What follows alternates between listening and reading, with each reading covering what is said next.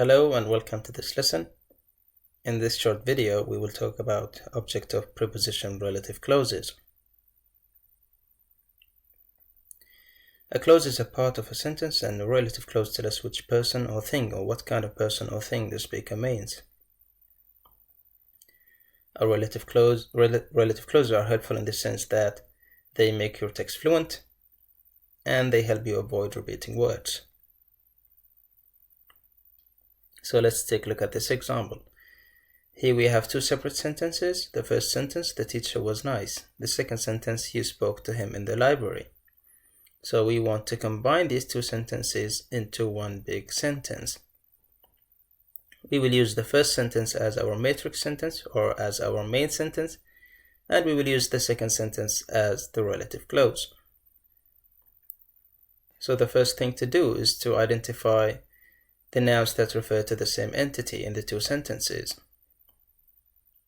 So here we have the teacher, and here we have him. Now him refers to the teacher, and of course the teacher and him refer to the same person. But the teacher in the first sentence is in the subject position, whereas him in the second sentence is in the object position. In this case, it's the object of the preposition to. This is important, so bear it in your mind and you'll know why shortly. So once we've identified the co-referential nouns, now we move the relative clause into the matrix clause or into the main clause, but we replace him with who because we're talking about a person, and when we talk about people we use who. So we replace him with who, and we move it to the initial position of the relative clause.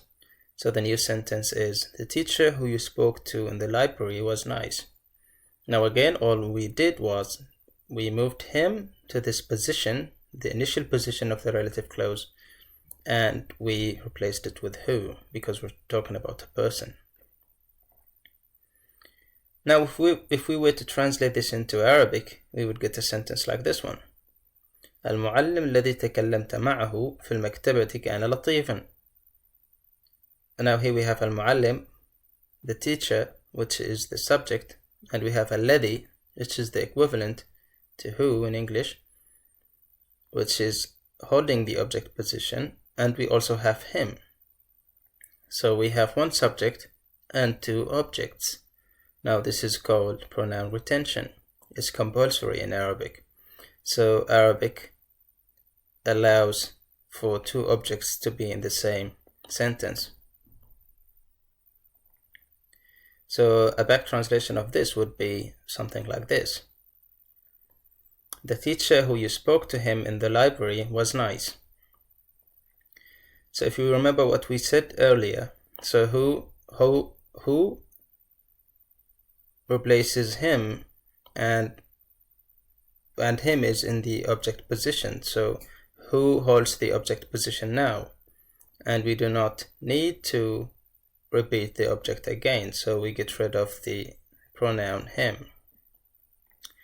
So unlike Arabic, English does not allow for pronoun retention, so we get rid of him because we already have an object here. So our target sentence should look like this. The teacher who or that you spoke to in the library was nice. Now one last thing you need to know about is that who, we can use who or that to refer to people. Let's take a look at another example. So again, here we have two separate sentences. The exam is next week and you are studying for the exam, and we want to combine these two separate sentences into one big sentence. So we will use the first sentence as the matrix sentence or as the main sentence, and the second sentence as the relative clause. So the first step is to identify the nouns that refer to the same entity. So here we have the exam, and here we have the exam.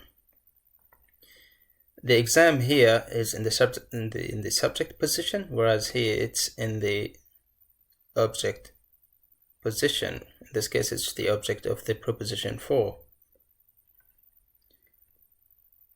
So once we've identified the co-referential nouns, now we move the relative clause into the main clause, but we replace the exam with which, because we're talking about a thing, and when we talk about things we use which. So we move the exam into the initial position of the relative clause and we replace it with which. So the new sentence is, the exam which you are studying for is next week. So again, all we did was to move this to this position and replace it with which. So if we were to translate this into Arabic, we would get a sentence like this one. الامتحان الذي تدرس له يكون في الأسبوع المقبل.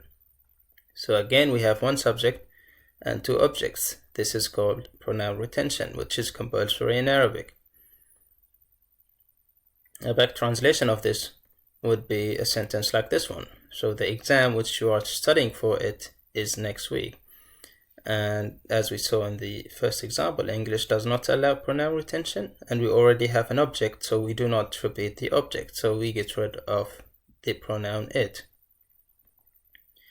So our target sentence should look like this one. The exam which or that you are studying for is next week. Again, with things we can use which or that. Things to remember. For human antecedent we can use who or that, and for a non-human antecedent we use which or that. Now again, the relative pronoun is the object of the clause, so we do not repeat the object. For example, the man who Mary works with him is John. While this is okay in Arabic, it's not in English, so we get rid of him. Another example, the book that you were telling me about, it is expensive. This works in Arabic, but it's not allowed in English, so we get rid of the pronoun it. Thank you very much and good luck.